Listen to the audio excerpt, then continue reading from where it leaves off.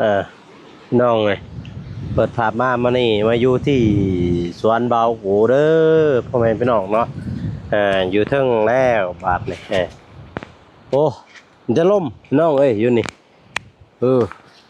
ทางนี้มีแต่ล่มเด้อพี่น้องเด้อแบบล่มบ่ได้ครบก็มีทางสวนเบาโหนี่แห้งอันตรายพี่น้องเลยนี่คือเบื้องนี่ก็เป็นสวนไม่เท่าน้องพี่น้องเนาะเรื่องนี้ก็นี่แหละสาเหตุพี่น้องเลยที่ว่าบ่อยากให้ผู้ใดมาเก็บกาแฟน้ำนั่นน่ะคือแบบนี้แหละเห็นบ่ต้นไม้ล้มทับน้องพี่น้องเนาะสวนกาแฟต้นไม้ล้มทับสวนกาแฟเห็นบ่นี่มุนเบิดเลยนี่พี่ละบ่อยากให้ผู้ใดมาสาเหตุนี่แหละพี่น้องเลยคันว่ามาทางสวนเบาโกในช่วงนี้บ่ปลอดภัยพี่น้องก็คือต้นไม้ล้มทับย้อนมันมีลมเนี่ยเห็นบ่พี่น้องเอ็นแบบนั้นเลยเห็นบ่ฮะเสียงพี่น้องเลยเนาะ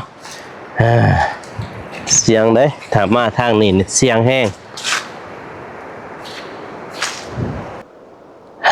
พี่น้องเลยเนาะก่อนอื่นมันกับสบายดีเด้อพ่อแม่พี่น้องเนาะบ่สิอยู่ภายในหรือว่าต่างประเทศก็ยินดีตอนรับเข้าสู่ช่องเผาโกสนบทชอปปลาวพี่น้องเลยเนาะนี่แหละสาเหตุหรือว่าเหตุผลพี่น้องเลยนะที่ว่าบ่อยากให้ผู้ใดมาเสี่ยงช่วงนี้ยังมีความเสี่ยงอยู่พี่น้องเลยต้นไม้มันล้มทับนี่พี่น้องเลยคือบ่อยากให้ไผมาเก็บน้ำเนาะหรือว่าบ่อยากหับผู้มาเก็บน้ำหรือว่ากรรมกรพี่น้องเลยสาเหตุนี้แหละพายุนี่แน่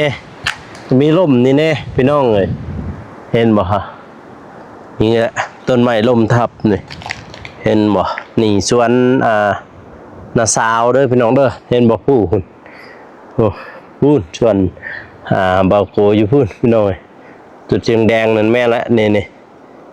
แม่ละตัวนั้นแหละส่วนเบาโกพี่น้องเลยเนาะไปเดี๋ยวเราไปทางนั้นกันเลยพี่น้องเลยมื้อนี้ก็มีคนงานเนาะเขามาเก็บกาแฟนำแม่เบาโกพี่น้องเลยเขาจะเอามารับจ้างคือกันนั่นเห็นบ่ต้นไม้ลมทับต้นไม้อันนี้โอ้ดีแต่บ่ลมทับทางเบื้องเทียงถ้าลมทับทางเบื้องเทียงพอดีเบิ่เลยเทียงต้นเฮ้ยสิลัดใช่ลัดซั่นโอ้พี่มาเบิ่งนี่พี่น้องเอ้ยฮะโอ้โหพี่มาเบิ่งสวนเบาโกกันเด้อพี่น้องเด้ออยู่เทิงผู้พี่ทางเบื้องนั้นเต็มไปด้วยที่ว่าต้นไม้ล้มทับเกือบถึกเที่ยงซ้ำน้องไอ้ผู้เกือบถึกพี่เห็นบ่ต้นมะคุงนี่บ่ได้กินมะละกอนี่แม่นบ่มะละกอแหละโธ่มาเบิ่งสวนกาแฟเบาโกพี่น้องเลยมีแต่แดงพี่แม่นเบิดเลยนี่โอ้ยมาเฮาหนาบ่เด่นโปโธ่โอ้บ่ย่านบ่ลัดบ่ย่านบ่พี่โอ้โหพระเจ้าสอดกดทอดเต็มไปเลยกาแฟอยู่สวนวาโกพี่น้องครับเบิ่งติพี่แม่นเบิดเลยนี่มีสวนเบาโกเด้อพี่น้องเอ้ยพี่กับน้องชายแล้วก็แม่เราเก็บพี่น้องเอ้ยแต่จักโลแล้วล่ะ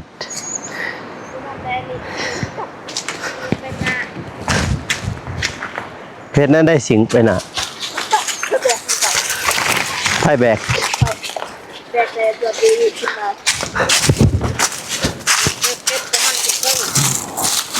นี่แถวนี้นี่ ใส่ ไปดูลุงนึ่งบนทางดูแม่เลยเอาเกาะก้น เจ้าก็ไว้ใส่เป็นเจ็กโลเลย ตามกระตาเต็มเลย เต็มสอบบ่โอ้มาพี่น้องมาเก็บเฟกกันเด้อพี่ฉันมากูนี่มีแต่จังเชียแหละกกซุกกกบอผู้ตัวมาแถวนี้แห่งหลายพี่น้องเอ้ยแถวก่อนบ่ปานใดมาเก็บกาแฟกันมาพี่น้องเลยเก็บกาแฟเด้อพี่น้องเด้อพี่บดกดอกเห็นบ่เป็นยังบลัดบดกดอกหมากครับพี่ยังว่าใหญ่กว่าเนื้อก้อยอีก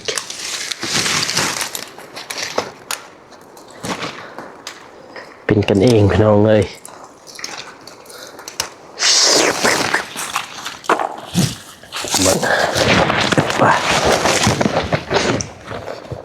ใส่อันนี้จ้ะ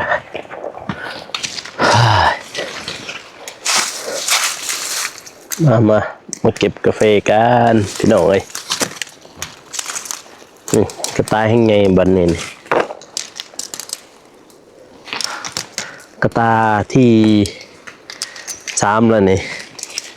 จะเสามาในกระตาที่3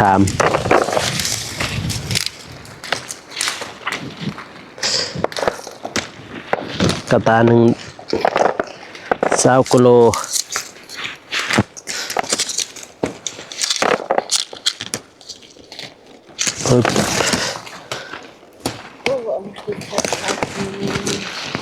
เก็บเฟรได้พี่น้องเด้อนี่เต็มไปเลยมื้อนี้บ่มีไผมาเก็บอีหยังกะในใจก็อยากให้เขาเจ้ามาเก็บอยู่พี่น้องเลยแต่มีความเสี่ยงหลายนะพี่น้องเนาะความเสี่ยงก็คือช่วงนี้มีแต่ลมแล้ววันนี้เฮ็ดให้ต้นไม้มันหักต้นไม้มันหักลมทับต้นกาแฟแต่มือก่อนนี่ปีกายนี่บ่ข้างสวนบาวโกนี่แหละพี่น้องเอ้ยข้างกันมีคนงานได้เสียชีวิตเนาะพี่น้องเนาะสาเหตุที่ว่า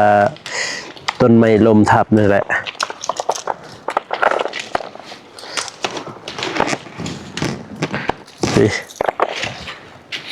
ชิวๆเลยว้าวได้พี่น้องเลย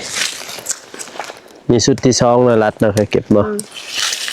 มีชุดที่2เลยหาลูกไผ่มาเก็บซอยนี่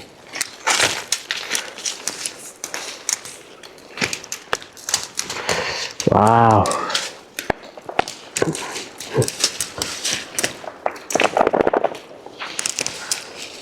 โอ้โหอย่างเยอะเลยเก็บไว้ก็ได้หลาย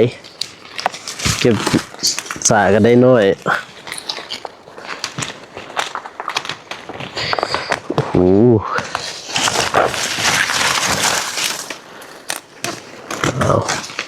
ช่วงนี้มีแต่เก็บกาแฟพี่น้องเลย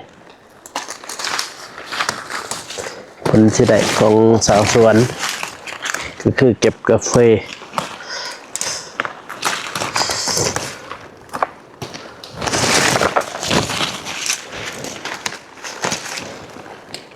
แต่เช้านี่จะกระตายแล้วล่ะ2 บริเวณกระสอบ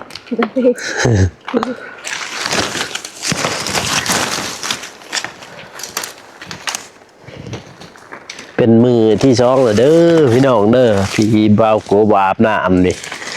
มือที่2แล้วเพราะว่าอากาศทางปากช่องนี่มันจะหนาวเย็น ทั้งลมอีกหาสิอาบได้ก็อาบได้ตอนเพลนนี่แหละพี่น้องเอ้ยตอนเที่ยงนั่นแหละสิอาบได้เพราะว่ามีแดดนี่เนาะพี่น้องเนาะ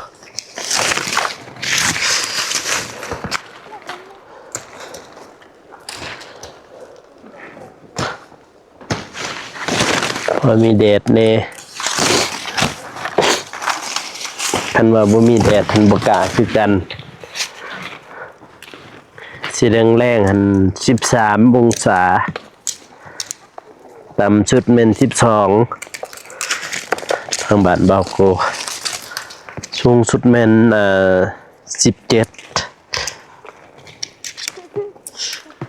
17นี่ก็ไข่หรอกพี่น้องเอ้ยถ้าว่า17นี่แต่มันมีลมมันติ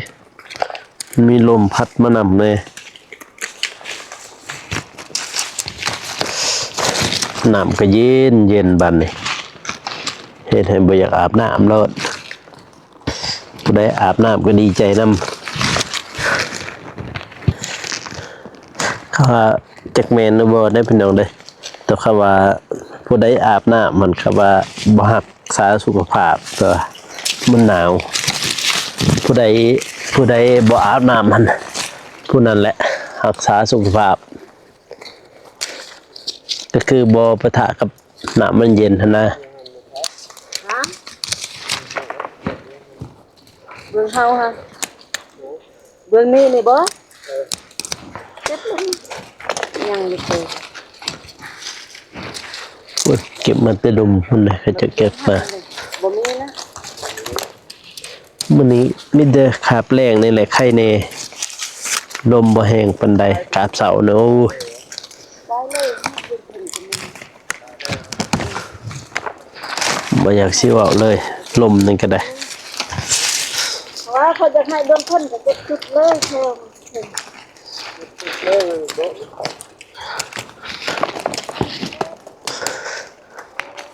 นี่เก็บชุดที่2เด้อพี่น้องเด้อชุดที่1หั่นแม่นว่าพี่น้องเขามาซอยแน่แล้วก็จ้างเขาแน่มื้อถ่ายคลิปนั่นน่ะ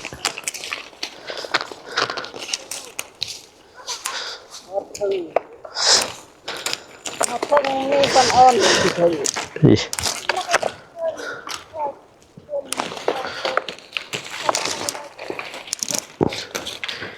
เก็บกาแ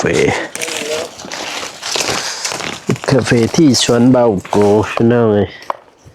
เก็บกาแฟแล้วก็ไปเปน้องอำพรอีกเก็บกาแฟพี่น้องเอ้ยกะบ่ได้ดกปานใดก็พอมีอยู่ก็พอมีหมากอยู่ก็พอได้เก็บเอ้ยบาวโกเป็นคนเก็บบ่ไหวเด้เป็นคนเก็บสะๆอีกแต่ว่ากาแฟบาวโกผู้อยู่เทิงผู้เทิงพาพี่น้องเลยบ่ได้อยู่กับติดบ้านคือสวนบ้าวตูนฮะ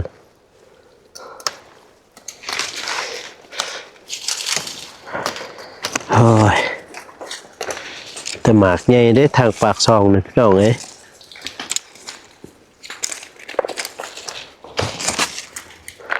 เปิดมือบ่กูเก็บกบนี่ เบิดมืออันนี้แหละคนบ่ไหวเด้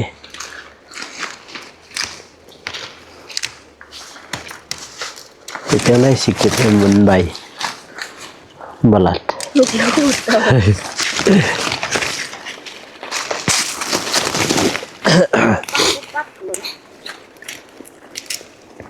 มันบ่ปูปับเด้อล่ะ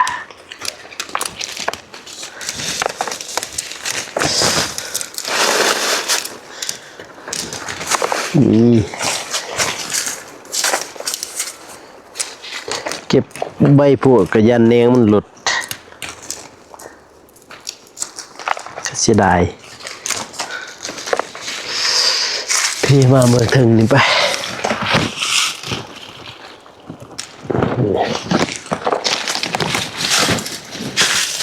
อ้ยหลุดเลยเกาะเบอร์นี้อีกอึ๊บเห็นเนี่ยบอกสมมาก็ได้เก็บกาแฟได้พี่น้องเด้อทางลาวใต้นี่เห็น FC เพิ่นว่าให้เบ้าโกอาบน้ำเลยชาไผ่แมลงนี่พี่น้องเอ้ยต้องเป็นวัดนี่กระพุดหนึ่งเลยมันแรงนะเย็นเย็นอากาศ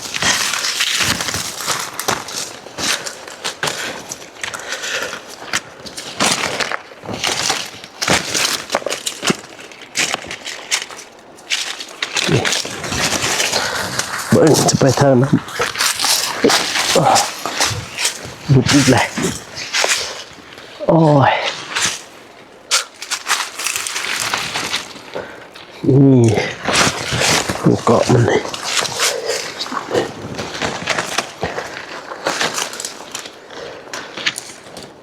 แต่ว่าทั้งส่วนนี้เป็นกุกสูงเห็นทั้งส่วนบาตูนกับบ่ปันใดพี่น้องเลยฮะ10 ปีเลย นี่ไหนป้าทุกส่วนใน10 ปีแหละพอแต่ก่อนว่ากูอยู่น้ำเมนูพี่น้องเลยตอนแม่เราปลูกกันปีได้แม่จะปลูก13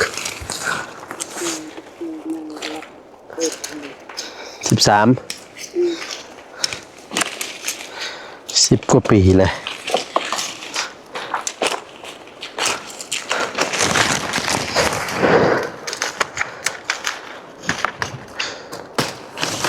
ได้เก็บในจักปีเลย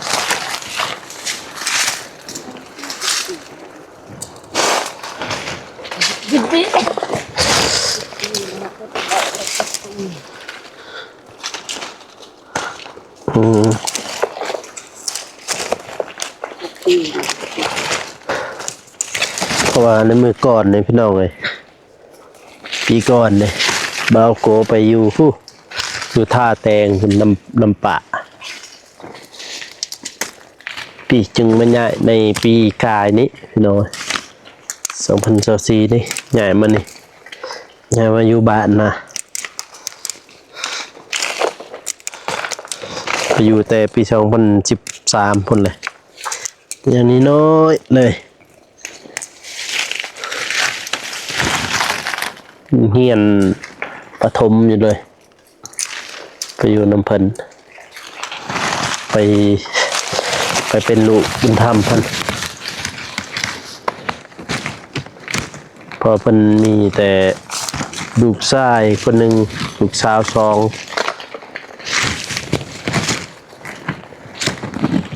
แต่ก่อนเพิ่นยังบ่ทันได้เปิดห้างกาแฟได้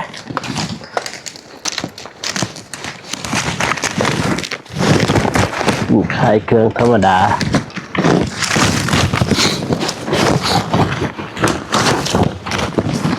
ไปปี2013เป้าโดนเติบเอา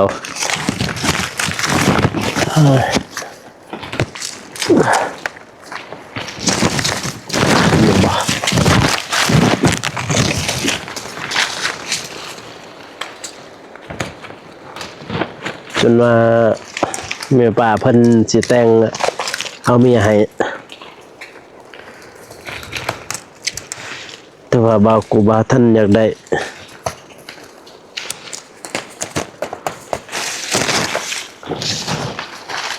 บ่ท่านอยากได้เมียก็เลยบ่าว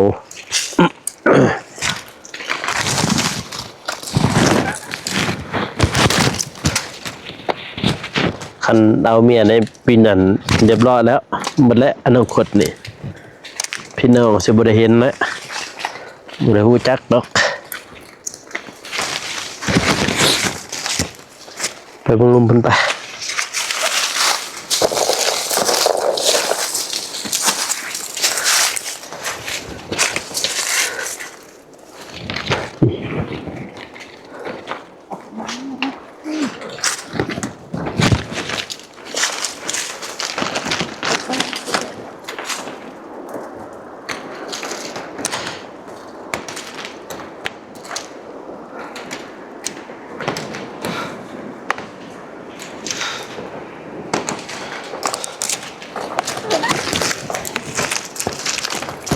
ตยานพี่น้องเลยถ้าว่าเก็บกาแฟช่วงนี้ก็คือมันมีลมนี่แหละลมเลยมันต้นไม้มันลายเลยต้นไม้ใหญ่นี่เสียงสิลมทับบ่ได้ก็ยังบ่ฮู้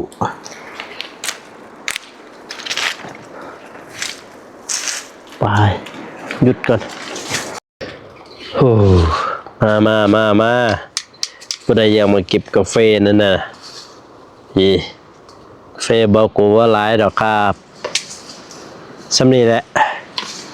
แต่ว่าเสียงเด้อพี่น้องเด้อนี่เห็นบ่เสียงต้นไม้นี่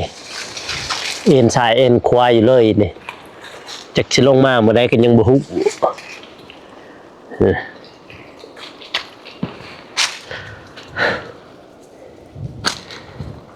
เก็บโอ้ยมาเก็บกาแฟเด้อพี่น้องเด้อในสวนบาปูดกกสูงพี่น้องเบื้องนี่เบื้องน่ะพุ่นกกบ่สูงขึ้นบ่เบื้องนี้จะกกสูงแน่หน่อยหนึ่งเก็บบรรยากาศยามแรก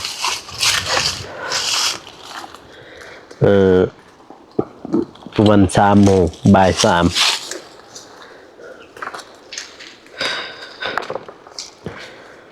นี่เราจุ่มชาคมออกมาเลยก็สิ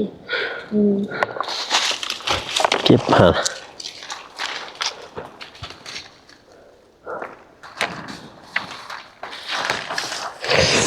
โอ้แดดใครเน่มื้อนี้ยังมีแดดในพี่น้องเลยเขาจะอาบได้เนี่ยอาบน้ำตอนมีแดดนี่แหละแต่เป็นตกมาเนี่ยโอ้ยบ่อยากให้เว้าเลยเด้อเย็นได้บัดนี้นี่หนาวเย็นไปเก็บบัตรที่พูดเห็นแล้วบ่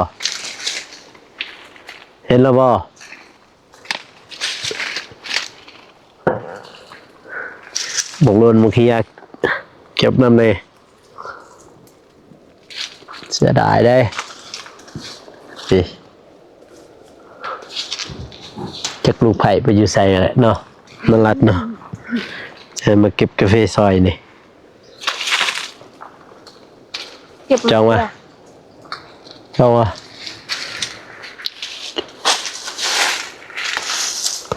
จอ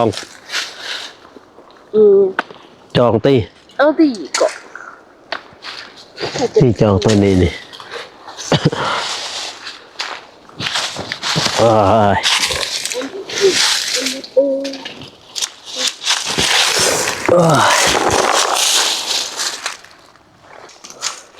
มาเก็บกาแฟพี่น้อยมาเด้อมาเก็บให้เด้อมะเขือคือเก็บหมักดิบคือเก็บเอามันเป็นงาเด้มึงยานบ่แม่นดอกเอาคันแม่นดิมันหูดเอาหั่นบ่มีดอกยันบ่ได้แต่10 โลหั่นบ่มีเด้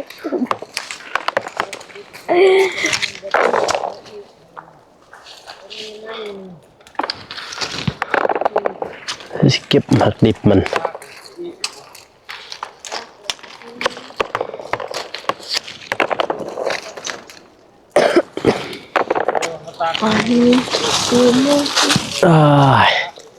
ทางนี้เก็บ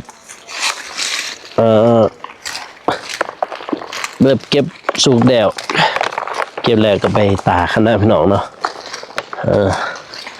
เก็บแล้วก็ไปตากแล้วจึงไปสีแล้วดิขายแล้วจึงเอาเงินเอาค่ำมาส่งได้ถึงเงินจากเอาเงินเอาคำแล้วกินยังก็ถามเลยซื้อปุ๋ยฮะซื้อปุ๋ยซื้อยังอีกปุ๋ย มาใส่สวน แม่นเพื่อนยังคนแล้ว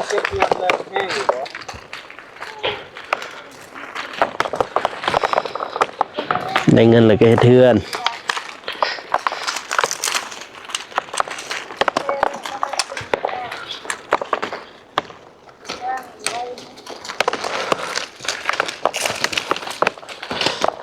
นี่แหละ ในสุดท้ายเก็บไปแล้วหมดกาแฟสิเก็บกาแฟกลางกดน้ำแพง กาแฟกลางอยู่ลุมหั่น มันขึ้นยังไง พี่น้องเลยเก็บบรรยากาศยามแรงพี่น้องเลยเนาะตะเวนกำลังตกดินถ้าว่าตะเวนตกดินโอ้ยพี่น้องเลยหนาวแห้งและทางนี้เย็นเย็นมีช่วงนี้ได้พี่น้องเลยที่ว่าลมบ่พัดแห้งเนาะพี่น้องเนาะช่วงนี้ช่วงแรงๆนี้มาดึกๆมาแล้วลมแห้งกันในทางนี้พูดอะอยู่เทียงต้นไม้ลมทับเกือบถึกเทียงซ้ำโอ้น้องเอ้ยนี่จะลมพุ่นนะเสียงเลยการเก็บกาแฟนี่จะลมต้นไม้มีแต่สูงๆพี่น้อยให้บอกเลยเนี่ยนะโอ้ยังลายอยู่เบื้องนี้เนี่ยเริ่มหนาวแล้วพี่น้องเลยเริ่มเย็นผู้ไม่ใช่เมนหมอกลงที่ล่ะเมนบ่เริ่มหนาวเริ่มเย็นเลยพี่น้องเลยโอ้มีแต่ต้นไม้สูงๆต้นไม้ต้นแห้งบ่มีฮอดตัวใบสำบัดดิตอนนั้นแหละอย่ามันหลบลงมานะพี่น้องเนาะผู้เห็นบ่โอ้โหมันจะล่มพี่น้องเอ้ยสิแรงมากในกาเริ่มย่างแล้วพูดอ่ะโธ่เห็นบ่โอ้คือยานแห้งพี่น้องเอ้ยโอ้ยานต้นไม้นี่ล่มแล้วก็พอแล้วเลยเก็บกาแฟอยู่สวนบาวโกอันตรายสุดๆพี่น้องเลยพี่กาแฟก็ยังอยู่ดอกนี่พี่โอ้มากแดงเลยแต่ก็มากันใหญ่อยู่ด้วยพี่น้องเด้อเห็นป่ะเบื้องนั้นก็ยังหลายอยู่ยังไม่ทันได้เก็บป้าเลิกมาเลยพอละ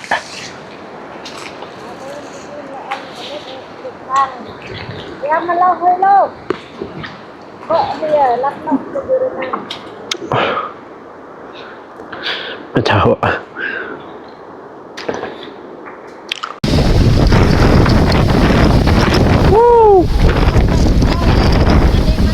ลงไป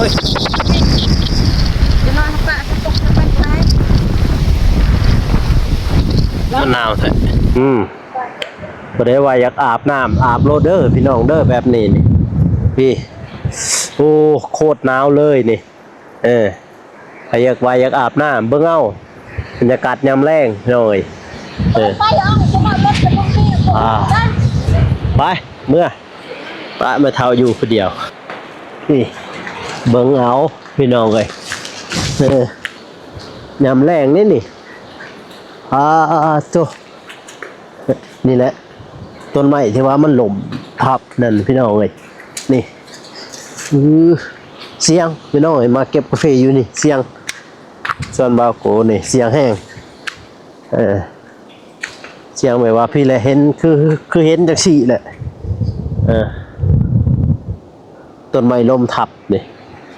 โอ้ป้าตัวป้าครับก่อนโอ้ยอันนี้ยานเนี่ยมันหมกหุ้งบุเรือเลยเห็นบ่โอ้จะเป็นย้ำแรกไม่น้อยเนาะทางสวนบาวโก ทางกองตูนพี่น้องเลยโอ้ยตอนนี้ยังแบกเฟยอยู่นี่แบกเฟยเมื่อพูดแล้วแต่ว่าอยู่มองนี่บ่เห็นผู้เข้าไฟพี่น้องเลยน้องบ่เห็นโอ้ย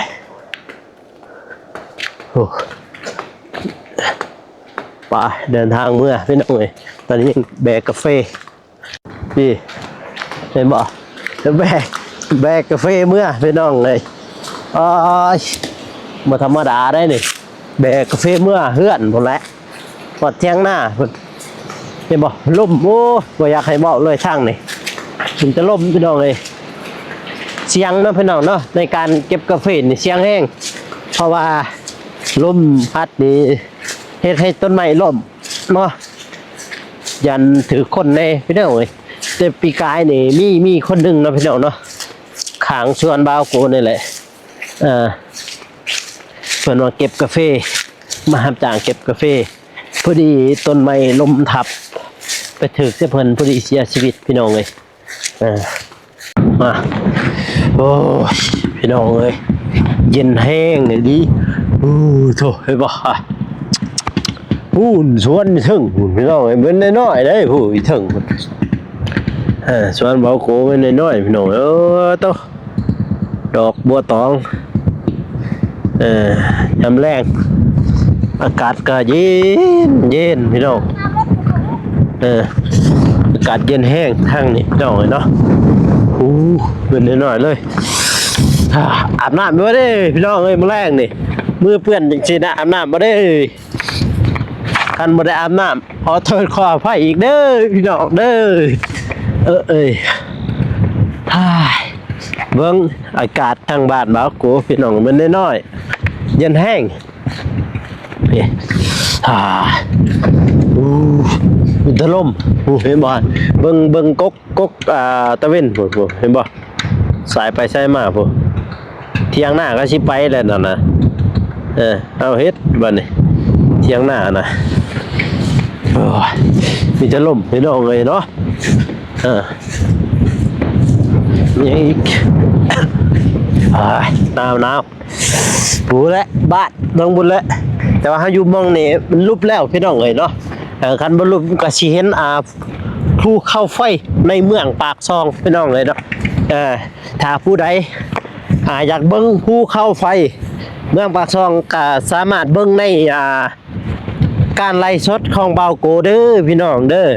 นั่นแหละบ่าวโกเคยไปถ่ายอยู่พี่น้องเอ้ยเนาะตอนสำรวจภูเขาไฟหั่นพี่น้องแทกอ้อมปากภูเขาไฟหั่นพี่น้องท่านก็แม่นพอดีหลักหนึ่งเลยพี่น้องหรือว่าโลนึงเนาะกิโลนึงโอ้แต่ก่อนบางคนก็ว่าบ่เชื่อเด้บ่าวโกว่ามานี่ก็บ่เชื่อก็เบิ่งในการไลฟ์สดของบ่าวโกหั่นพี่น้องเอ้ยเนาะไปเบิ่งไลฟ์สดทำอีแม่โลดพี่น้องเอ้ยภูเขาไฟในเมืองปากซองพี่น้องเอ้ยเนาะโอ้เบิ่งเส้นทางนี่ช่างมะนาวเถอะดิอาบน้ำบ่ได้อีพ่ออยู่เอ้ยแนวนี้ดิโคตรหนาวเลยนี่โคตรเย็นเลยหนาวเย็นแห้งเห็นบ่ลมแต่อันนี้เพราะว่าตอนนี้บ่าวโกใส่ไม้อยู่บางทีก็บ่ได้ยินปานใดเสียงลมนำพี่น้องเนาะแต่ว่าถอดไม้ดูคือสิแห้งแล้วลมนี่โคตรหนาวเลยพี่น้องเอ้ยมีแต่ลมเห็นบ่มื้อนี้มาเก็บกาแฟพร้อมเสือไปเป้น้องน้ำพรพี่น้องแบกเมื่อกี้แม่นแหละนั่นแหละที่ว่าบ่าวโกเก็บกาแฟนะพี่น้องเอ้ยเนาะวันนี้ก็ทางบ่าวโกก็สิได้จบคลิปเด้อพ่อแม่พี่น้องนะก็อย่าลืมฝากกดไลค์กดติดตามเนาะพี่น้องเนาะเพื่อเป็นกำลังใจให้บ่าวโกเฮ็ดคลิปต่อๆไปพี่น้องเลยเนาะเดี๋ยวพอๆกันคลิปหน้าพี่น้องเนาะหรือว่า EP หน้าพี่น้อง EP นี้หรือว่าคลิปนี้บ่าวโกขอตัวลาไปก่อนพี่น้องสำหรับคลิปนี้ขอกล่าวคำว่าสบายดีพี่น้องแล้วเจอกัน EP หน้านะบ๊ายบาย